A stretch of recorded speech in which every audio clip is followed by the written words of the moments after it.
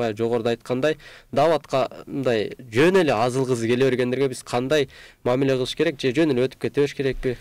Жок, аларга жөн эле өткөнгө болбойт. Пайгамбар саллаллаху алейхи ва саллям: "Я Аллахым, ошолорду кечиргин, күнөө мен жеткирбей жатам" деген да. Биз бүгүнкү күнү билип алып, чынында эле жеткирбей жатабыз. Чынында эле ал адам менен толугу менен биз акыйкатты айтпай жатабыз да. Ошондон устазыбыз айтып берди эле. Кытайдагы мусулмандар бизге доомат коюп атат депчи. Биз эч нерсеге арзыбаган дүйнөбүздү бардык жерге таратып бүттүк. Тиш чукучу барбы, кулак чукучу бар, тырнак алчу барбы, бардыгын таратып бүттүк. Силер эки дүйнөнүн бактылуу болгон келмени жеткирбей атасыңар, динди жеткирбей атасыңар. Кыямат күнү жооп бересиңер деп айтып атат. Чынында эле кантип жооп беребиз депчи.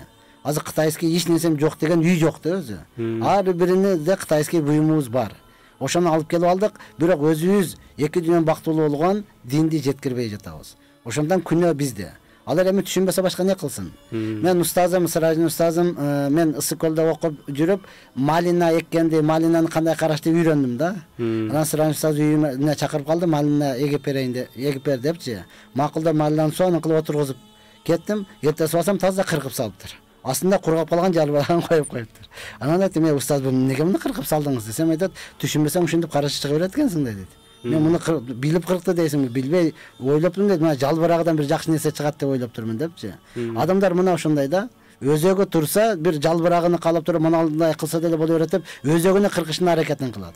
Түшүнбөгөндүгү себебинен. Ошондон биз буларга көп дуа кылышыбыз керек. Аллахтардан көп сурашыбыз керек. "Я Аллахым, ушулардын иманына күч кубат бер." Иманы бар, имансыз деп айта албайсың. Иманы бар. Бирок мен азыр мисал кылып айтам, азыр адамдардын иманы дөңдө турган тракторго окшоп калган да. Союздун учунда тракторду дөңгө коюп коет эле. Эртең менен ошол жерден жүргүзүп кетет да. Ана жүрүп кетсе жакшы, пат-пат деп өчүп калмаса өлдү да. Кайра дөңгө чыгара албай өлөсүң. Башка трактор таап келиш керек. Бүгүнкү күнү адамдардын иманы дал ушундай болуп калган. Ошондон алымдардын көпчүлүгү дааваттын максаты эмнесе? Тахаррукул иман, иманды кыймылдатуу. Иманы бар, бирок тоңуп калган, кыймылдабай калган. Ошону жүргүзүп өзүнүн жолуна чыгарып кое турган болсок, сөзсүз алардан өтө жакшы нерселер чыгат. Алар чынын деле сиз айткандай тонна китептерди окуган, алар илимдүү адамдар. Бирок ушул жагынан бир аз тайкы болуп атат түшүнүгүчү. Ошону толук түшүндүрүп, багытын эле көрсөтүп кое турган болсок, алар бизден дагы илимдүү болушу мүмкүн. Алар бизден дагы жакшы мээнет кылышы мүмкүн. Мына мен бүгүнкү күнү мына эстебес деген дамылабыз бар. Азыр бул эфирге келиштен атайын централдык мечитке барып, ошо мен жолугуп келатам да. Аны билесизби? Ал ушинтип отуруп, жанагы тентип кеткен адамдарды 101-чисини Аллахтын жолуга дааватка чыгарды да. Биз аларды бомбуш, селсаяк деп жек көрөбүз го. Ал ошолорго барып, жакшылыкка чакырып 101-чисини алып чыкты. Ошол адам 101-чиси эми 3 күнгө чыгып келип, аракет кылып, менет кылып 40 күнгө жөнөп атат да. Мен акыйкатты түшүндүм. Бактылык бул жакта турбайбы депчи. Азыр ошон менен атайын барып сүйлөшүп келдим, 101-чини чыгардым. Ошол 101дин 20сы 4 айга дааватка чыгып келип, этаж үйлөрдү салып, азыр керек болсо чоң иштеп атат дейт. Алардын 40тайы 40 күнгө чыгып келди дейт. Азыр менден дагы жакшы үйлөнүп, бактылуу болуп калган адамдарга жардам берип атат ал дейт. Албетте адам баласы ошондой кичине бир болбогон себептерден өзүнү таштап болду, эми мага жашоо жок, мен эми кантип жашаймын деп туруп, үй бүлөсүн чанып кеткенде толтурат. Аларга ким мээнет кылат? Аларды ким чакырат? Азыр чынында эле баягы денесин саткан деп туруп жек көрөбүз. Аларга деле бир эле адам мээнет кылып атат да. Ошонун мээнети менен 101-чиси чыкты. Эгер ушул жерде отурган баардыгыбыздын башыбыз биригип туруп, аларга мээнет кыла турган болсок, алар бизден деле бай болуп, бизден деле жакшы калган адамдарга жардам беришли турган кеп. Себеби алардын баардыгы эле төрөлгөндө эле ошентип калган жок. Анын көпчүлүгү кызыл менен бүткөндөр бар дейт. Ишенесизби? Кызыл менен 2 дипломдору бар экен дейт. Бирок бир болбогон себептер менен аялы кетип калды, же болбосо күйөө ташап кетти. Ошонун негизинде ошол жака барды да. Ошондон бул даават деген жакшылыктардын энеси деп ошон үчүн айтылат. Ошондон ар бир адам бул мээнетти кыла турган болсо, адамдарды жакшылыкка чакырып, өзү канчалык деңгээлде түшүнөт, калгандарга түшүндүрө турган болсо, ошол каршы чыккандар дагы келгенден кийин анан тооба кылат. Болбосо караң, пайгамбарыбыз келиштен алдын пайгамбардын дос сахабалар кандай бузулган адам эле, дин душмандары дегеле душмандар башка мамлекет арабтарды басып алгандан коркот эле. Анын курал жарагыдан, армиясынан эмес, балким жаман адатыдан. Кой буларды басып алган менен булар кыздарын тирүүлөй көмөт.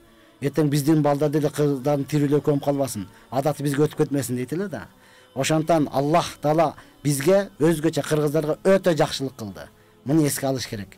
Союз бузулгандан кийин чынында эле кыргыз элини бизди моюнга алыш керек. Адамдар башка улуттар адам катарында көрбөй калган.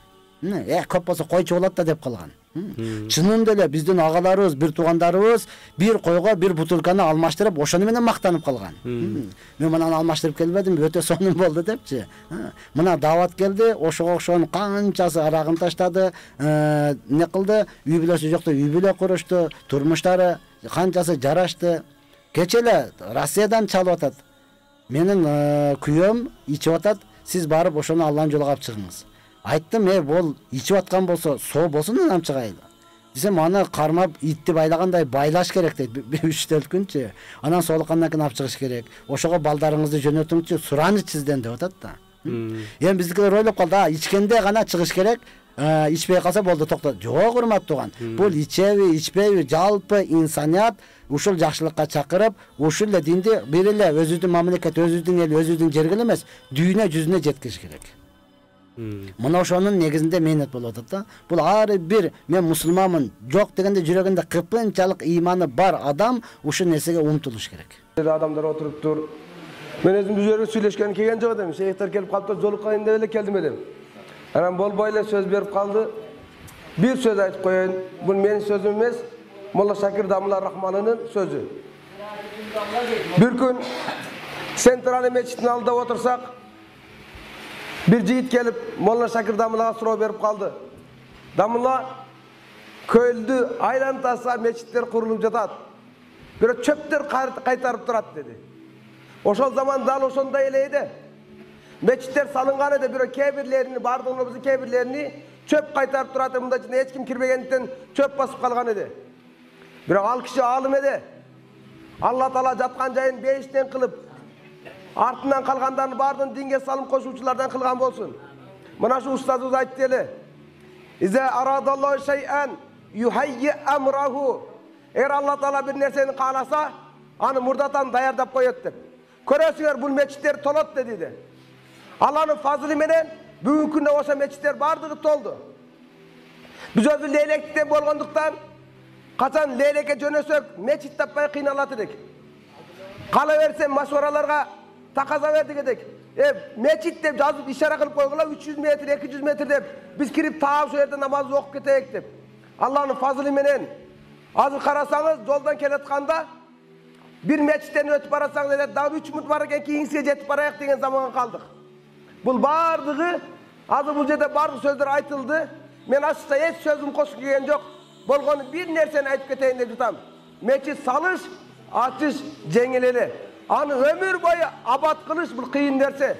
Мына ошондуктан ушул жерде отургандар бардыгыбыз эгер ниет кыла турган болсок, мына ушул мечит, мына ушул элге ар дайым жакшы батасын берип турган болсо, себеби хадисте келет, кайсы мечит эгер бош кала турган болсо, ушул элге дуа кылып турган болот. Алла, сен үйүңдү кандай гарип кылгандай, булардын үйлөрүн гарип кылып салгын.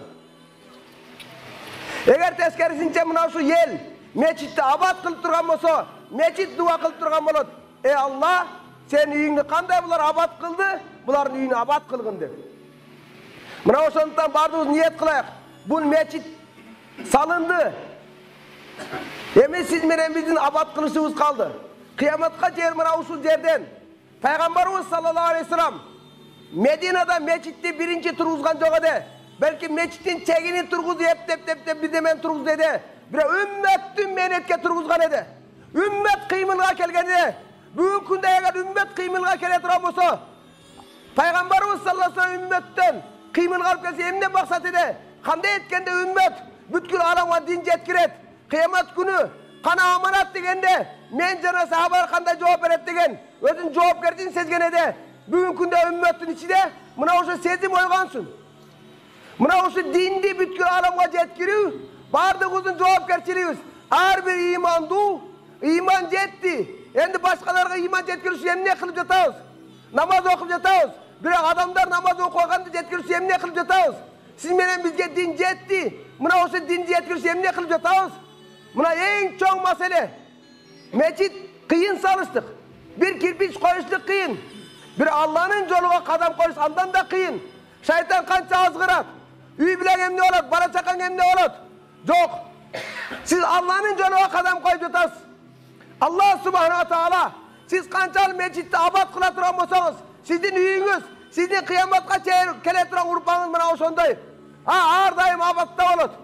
Mına oşonduktan mına oşu meçit har daim kıyamatqa çeyin dinge hizmet kıla turan bolsun. Mına usul yerden Peygamber sallallahu aleyhi ve sellem cemaatlardı bütkül alamga çıgarganday usul yerden cemaatlar çıgara turan bolsun.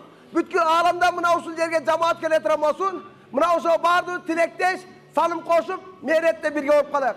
Allah Teala barımıza amal kılgan tavfik versin.